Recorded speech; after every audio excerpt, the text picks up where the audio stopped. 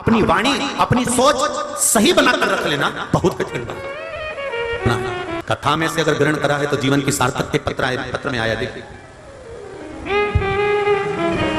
मेरी ये पत्र जिसने लिखा है वो खड़े हो सकते हैं, हाथ हिलाइए। मेरी पोती का नाम आरोही रवि लोधे, उनकी उम्र 8 साल की है। कहीं बैठे हो हाथ हिलाइए। वह बचपन से एकदम स्वस्थ और तंदुरुस्त थी। हम हिंगोली के निवासी हैं, सात माता मंदिर के पीछे रहते हैं। 5 मार्च शनिवार 2022 को दोनों भाइयों के वाद विवाद में मेरी बच्ची को डर लग गया और टेंशन के कारण उसका चलना फिरना बंद हो गया। मेरी बेटी का शरीर आधा काम करना बंद कर दिया और रो रो के वो बेहाल हो गई। एक ही शब्द कर रही थी, मत झगड़ो, और गिर गई। तुरंत हम उसको हॉस्पिटल लेकर गए तो डॉक्टर ने जांच करने के बाद बताया कि इसका एक भाग पैरालिसिस हो गया है, इसको लकवा लग गया है, पैरालिसिस हो गया है। फिर उन्होंने उसे इंजेक्शन देकर तुरंत नांदेड़ ले जाने को कहा। नांदेड़ के डॉक्टरों ने एमआरआई किया और बताया कि बच्ची का सर, दिमाग की नस फट गई है, उसका रक्त निकलना प्रारंभ हो गया है, इसलिए इसको बोलना बंद हो गया, काम करना शरीर बंद हो गया, सुध चली गई और उसका भाव ऑपरेशन करना पड़ेगा शीघ्र की शीघ्र। अभी ही 3 दिन के अंदर इसकी जान को खतरा है। इसका रिसाव चालू हो चुका है। गुरुदेव श्री शिवाय नमस्तुभ्यम का जाप हमने उसी पल उसी घड़ी करना प्रारंभ कर दिया। बेटी चली गई बेहोशी में, होश नहीं। हमने उसके हाथ को पकड़ा, श्री शिवाय नमस्तुभ्यम का जाप करना प्रारंभ करा। 4 घंटे के अंदर बेटी को वापस होश आ गया और डॉक्टर ने कह दिया ये ठीक हो जाएगी, इसको घर ले जाओ, ऑपरेशन की जरूरत नहीं पड़ेगी। ये पत्र है गुरुदेव। 10 दिनों में ही बेटी थोड़ा थोड़ा चलना प्रारंभ कर दी। उसका जो पैरालिसिस था वो आराम लग गया। भोले बाबा की कृपा से आज हमारी बच्ची पूरी तरह से चलने बोलने लगी है, स्कूल जाने लगी है, यूनिफॉर्म आदि कादिक सब पहन कर जाती है। हमने टेस्ट पर टेस्ट करा लिए, अब हमारी बेटी पूर्ण तरह से आराम है। ऑपरेशन नहीं करने दिया बाबा ने। ये शिव है। उस बेटी का फोटो भी लगाया, देखिए, जो आस्था चैनल पर कथा सुन रहे हैं, फेसबुक यूट्यूब पर सुन, और आप लोग भी दर्शन कर लीजिए। ये शिव है ओ घड़ी शंकर कृपालु। तेरी कृपा बिना न हिले लेते सांस तेरी कृपा से तनो तनो। बखान क्या करूं मैं राहों के ढेर का, चपटी भगोर में खजाना कुबेर का। मैं क्या वर्णन करूं, समझने वाला नहीं समझ सकता कि शिव ऐसा क्या है। किसी को अटैक आता है तो पंडित जी कभी नहीं कहते कि राम रक्षा स्तोत्र का पाठ करो, बोलते हैं क्या? पंडित जी नहीं कहते कि कनक धारा करो, गोपाल से स्नान करो, श्री सूक्त का पाठ करो। अगर किसी का स्वास्थ्य खराब होगा, अटैक आ गया, एक्सीडेंट हो गया, वेंटिलेटर पर पड़ा है, तो विद्वान से विद्वान ब्राह्मण एक ही बात कहेगा कि महामृत्युंजय का पाठ करो, शिव का नाम लो, शंकर को याद करो। जो मृत्यु को भी जीत सकता है वो इसको बचा सकता है, बाकी का सामर्थ्यता के अनुकूल नहीं। महाराज एक निवेदन है, जब हम दुख की घड़ी में होते हैं, फिर निवेदन है, एक शंकर का चरण अगर पकड़ लिया तो ये विश्वास मानना वो किसी के आगे तुम्हें झुकने नहीं देगा, तुमको संभाल। आपने दिल से अगर उसको पुकारा है, आपने दिल से उसको आमंत्रित करा है, आपने दिल से उससे कोई बात कही है, आप बैठकर अपने चित्त की बात, अपने मन की बात, अपने हृदय की बात उससे कहो तो तुम दुनिया से कहकर हल्के हो जाते हो, पर उससे नहीं कर पाते। भोलेनाथ मेरी बेटी की शादी करा दो। शंकर भगवान बोले बेटी तेरी तो मैं काय को शादी कराऊं, जब तू वहां पर भी मेरा तेरा कर रही है, मंदिर में बैठकर भी कर रही है कि मेरी बेटी की शादी करा दो, तुम्हें वहां बोलना चाहिए भोलेनाथ आप ही की दी हुई पुत्री है, आप ही की है, और जैसे अशोक सुंदरी का विवाह करा था आपने, मेरी बेटी आपकी है और आपको इसका विवाह करना है। शिव जी कहे जब मेरी है तो टेंशन मत कर, निपटा तुम्हें 3 महीने में ही जा। जहां तेरा अहंकार आ जाता है, मैं और मेरा आ जाता है, अभिमान के शब्द आ जाते हैं, अभिमत्ता की वाणी आ जाती है, वहां से भगवान दूर हो जाता है। जहां रावण शंकर भगवान की आराधना करते थे, रावण शंकर भगवान की आराधना में लगा रहता था, पर रावण जब अहंकार की बात करता था, मैं लंकेश हूं, तो भगवान शंकर बहुत दूर हो जाते थे। घर मेरा, परिवार मेरा, कुटुंब मेरा, कबीला मेरा। एक सेठ जी हमेशा यही के रोते थे, मेरा परिवार मुझे इतना चाहता है, इतना कि मैं 1 मिनट नहीं दिखूं तो हमारा घर का लोग मुझे ढूंढने निकल जाता है। तो इतने में गुरुजी आए उनके गांव में, गुरुजी ने कहा तुम्हारा परिवार तुम्हें इतना चाहता है, हम भी देखना चाहते हैं कितना चाहता है, तो एक काम करो ना, थोड़ी आधा घंटा के लिए मरीज जाओ। तो क्या आधा घंटा के लिए कोई मरता है क्या? नहीं, बस तुम ऐसा पानी पीते पीते लुढ़क जाना। गुरुजी बोले हम डॉक्टर को बुलवा के पिलवा देंगे, ये मर गया, उठना मत ही, बस हो आधे घंटे बाद हम उठा देंगे, हम भी तो देखें तेरा परिवार कितना तुझे चाहता है, चल मर।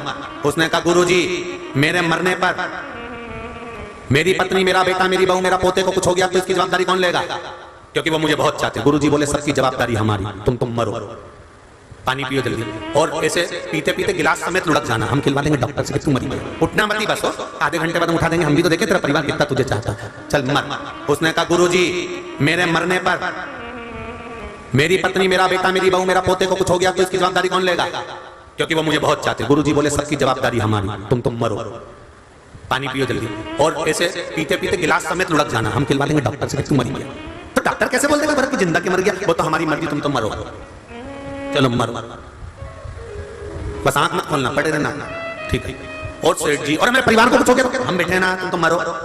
और पानी पीते पीते सेठ जी लुढ़क गए। लुढ़कते से ही डॉक्टर को बुलाया, गुरुजी ने उनको इशारा कर दिया कि इसको कहते मर गया, तू भी यहीं बैठे रहे। और डॉक्टर ने भी कह दिया मर गया। और पत्नी धाड़ धाड़ के रोने लगी, खूब डिजाइन में रोई, खूब सारा घर का लोग रोया, खूब रोई, महाराज सेठ चले गया, खूब धाड़ धाड़ के रोई। मुझे तो बोलते एक बार मैं भी तुम्हारे साथ चल जाता, मेरे को अकेली छोड़ गए, खूब रोया। गुरुजी बोले सेठानी मत रो, क्यों रो रही है, मेरे को बताया ना करिए, मेरे को अकेला छोड़ गए। इतने में गुरुजी ने झोली में से पुड़िया निकाली, पुड़िया निकाल कर कहा सेठानी इस पुड़िया में एक ऐसी चीज है, तू खाएगी तू मर जाएगी और सेठ जी जिंदा हो जाएंगे, ले खा ले। इतने में तो पत्नी रोती हुई बोली इनकी तो उम्र हो गई थी, अब धाड़, इनकी उम्र हो गई थी। सेठ जी उठने वाले थे, इतने में गुरुजी ने चिमटा खोल दिया, पड़े रहे चुपचाप। सेठ जी मन में सोचे अभी 3 दिन पहले तो कह रही थी तुम अभी तक ऐसे लगते हो बिल्कुल युवान जैसे, और क्या करी उम्र हो गई। छोरा रो रहा था, तू क्यों रो रहा? मेरे पापा चले गए, पिताजी चले गए, तू क्यों रोता? ले बेटी तू खा, तू खाएगा तू मर जाएगा, तेरा पिता जिंदा हो जाएगा। छोरा रोते रोते बोला पिताजी कह रहे थे सारा काम अब तुझे ही संभालना है, इसलिए इनको आराम से जाने दे। छोटा सा पोता वो रो रहा था, तू क्यों रो रहा? मेरे दादाजी मर गए, तो रोने की क्या जरूरत है? अब मुझे कुरकुरा कौन दिलाएगा, चाउमीन खिलाने कौन ले जाएगा? भगर भगर बोलते कि भग गया, भगर भगर जो वो कौन खिला? तो तू क्यों रोता है? ले ये बूटी तू खा ले, तू मर जाएगा, तेरा दादा जिंदा हो जाएगा। इतने में से छोरा रोते रोते गुरुजी के गोदी में जाके बैठ गया। गुरुजी तुम्हारे कोई आगे नहीं, तुम्हारे कोई पीछे नहीं, तुम नहीं खा लो। गुरुजी सब मिलके गुरुजी को खवा रहे। इतने में गुरुजी ने सेठ जी से कहा उठ जा, उठ जा, नाटक बंद करो, उठ जा।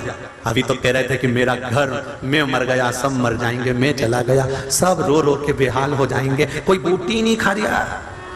और तू जोड़ जोड़ जोड़ 8 बजे से दुकान खोल कर बैठा, रात को 10 बजे तक ग्राहक आ रहा, जोड़ जोड़ जोड़ जोड़ जोड़, शुगर बीपी ब्लड प्रेशर सब कर लिया शरीर में, नरक जैसा शरीर कर लिया, घुटने काम नहीं करे, कमर काम नहीं करे, आड़ा टेढ़ा होके चले। भगवान से भगवान भगवान, अब भगवान भी क्या पूरा शरीर बेकार करा जोड़ जोड़ के, जिनके लिए मरा के उनसे कि थोड़ा आधा घंटा बैठो मेरे शरीर की मालिश करो, छोरा से के 1 घंटा बैठ मेरे शरीर की मालिश कर।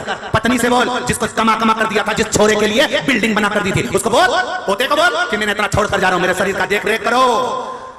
कोई नहीं आएगा, इस शरीर को खुद को भोगना पड़ेगा। अकेले आए थे भेरू, अकेले ही जाओगे, कोई काम नहीं आएगा, न जगदम्बा न चंद्रघंटा, किसी काम की नहीं। इसलिए निवेदन है अपने कर्म का दंड अपने को भोगना है, कोई दूसरा नहीं भोगेगा। ये तो खजूर वाली चोटी बन, तुम अच्छे से रहो, अपने कर्म का भोग भोगना। इसलिए प्रतिदिन शिव महापुराण की कथा 2 बजे से 5 बजे तक आती है, कभी 1 बजे से 4 बजे तक आती है। अपने जीवन की सार्थकता को सिद्ध करिए, और बन सके तो 1 लोटा जल शंकर को चढ़ाना प्रारंभ करो अपना जीवन संवारने के लिए। मत करो दान, नहीं चाहिए किसी को धन तुम्हारा, 1 रुपया भी नहीं दे सकते मत दो किसी को, तुम अपना समय भी नहीं दे सकते मत दो, तुम अपना धन दौलत किसी को नहीं दे सकते मत दो, पर 1 लोटा जल तेरे घर में जो फ्री का मिल जाता है तो फ्री का ही लोटा उठा ले और उसी जल को चढ़ाना चालू कर दे तो तेरी जिंदगी संवर जाएगी। ये सारे पत्र लोगों ने जो जल चढ़ाया है ये उसका प्रमाण है कि हमें बाबा ने क्या दिया है। मौत के मुंह से निकाल कर लिया है। वेंटिलेटर पर आईसीयू में पड़े रहोगे, डॉक्टर अपना काम करेगा, परिवार वाले अपना काम करेंगे, दवाई वाले दवाई देंगे, औषधि वाले औषधि देंगे, काम करने वाले काम नहीं करेंगे, पैसा देने वाला पैसा देगा, पर भोगना इस शरीर को पड़ेगा। वेंटिलेटर पर पड़े रहोगे, आईसीयू में पड़े रहोगे, घर के लोगों को 24 घंटे अंदर नहीं रहने देंगे, रहने देंगे, बाहर बैठे रहो, कभी कभी अंदर आने देंगे, दर्शन कर लो, देख लो, चले जाओ बाहर, अंदर कोई नहीं आने देगा। तब अंदर कौन रहेगा? शिव महापुराण की कथा कहती है जो तुमने 1 लोटा जल चढ़ाया है तुम्हारे पलंग पर वो शंकर बैठा मिलेगा, हर पल हर घड़ी हर क्षण मिलेगा, वो शिव मिलने वाला। अकाल मृत्यु को मरे जो काम करे चंडाल का, काल उसका क्या बिगाड़े जो भक्त हो महा काल का।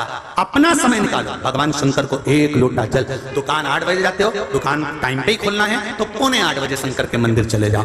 समय दिन में नहीं मिलता, सुबह नहीं मिलता, दिन में बेटा आ जाए तब चले जाओ। तो कहो शंकर के मंदिर कभी भी जा सकते हैं, तो शमशान जाने के लिए कोई मुहूर्त देखा जाता है? कोई मर गया तो तुमने कभी सुना? पंडित जी को पंचांग में देखो जरा, हमारे दादाजी मर गए, इनको कितनी बजे ले जाए, जरा देख के बता। शमशान जाने का मुहूर्त नहीं होता, शंकर भगवान के दरवाजे पर जाने का कोई मुहूर्त नहीं होता। शिवजी कहते हैं जिंदगी भर मुहूर्त देखने वाला भी अंत में बिना मुहूर्त के चला जाता है। कोई मुहूर्त शंकर के पास का नहीं होता। शंकर तो अड़भंग बैठा है, कैलाश पर्वत में दरवाजा नहीं है। तुमने कभी सुना कि कैलाश का दरवाजा इधर से जाना, दरवाजा है उधर से जाना? भगवान के बैकुंठ में दरवाजा है, इंद्र लोक में दरवाजा है, ब्रह्म लोक में दरवाजा है, सारे लोक में दरवाजा मिलेगा, गौलोक में दरवाजा मिलेगा, पर कैलाश पर्वत पर दरवाजा नहीं मिलेगा, क्योंकि शंकर जी के पास दरवाजे का काम ही नहीं है। वो कहता है कपाट के चक्कर में झंझट हो, इसलिए दरवाजे का काम नहीं, तुम्हारी मर्जी पड़े जब जाना, 1 लोटा पानी चढ़ाओ अपने घर चले जाना, बाकी का मैं सब निपट लूंगा, तुम तो हाजिरी भरो, रिजल्ट में दे दूंगा। इससे तो आगे भजन ही है साथी, भजन के बिना तू अकेला रहेगा। रे मन मन मुसाफिर हरे केवल रे मन मुसाफिर निकलना पड़ेगा, काया को खाले करना पड़ेगा। रे मन मुसाफिर निकलना पड़ेगा, काया कुटी खाले करना पड़ेगा। इसलिए निवेदन है हमारा, बहुत निवेदन, अपनी जिंदगी को पहचान लो, मनुष्य शरीर को पहचान लो। खूब दुकान पर बैठो, खूब अच्छी नौकरी करो, खूब कमाओ, तुम्हारी कैपेसिटी से ज्यादा कमाओ, खूब कर्म करो। हम कभी मना नहीं करते कि तुम दुकान छोड़ दो, घर छोड़ दो, ये आज तक नहीं बोला होगा। एक बात जरूर बोली कि खूब कमाओ और दिल से कमाओ। और श्योर वाला तो एक ही बात कहता है तुम 24 घंटे खूब कमाओ, मना नहीं है, क्योंकि हम मना भी कर देंगे तो कोई तुम्हारी कहना मानने वाले हो क्या? तो हम क्यों मना करें, फालतू का झंझट में पड़े। तुम तो खूब कमाओ, तुम्हारी कैपेसिटी से ज्यादा कमाओ, पर अपनी कमाई का थोड़ा सा भाग अपने शरीर पर, क्योंकि ये रहेगा तो ही तो आनंद ले पाओगे जिंदगी का। अगर यही नहीं तो जिंदगी कैसे जियोगे साहब? अपने ऊपर खर्च करो, थोड़ी बादाम बादाम, कभी कभी दुकान पर भी जूस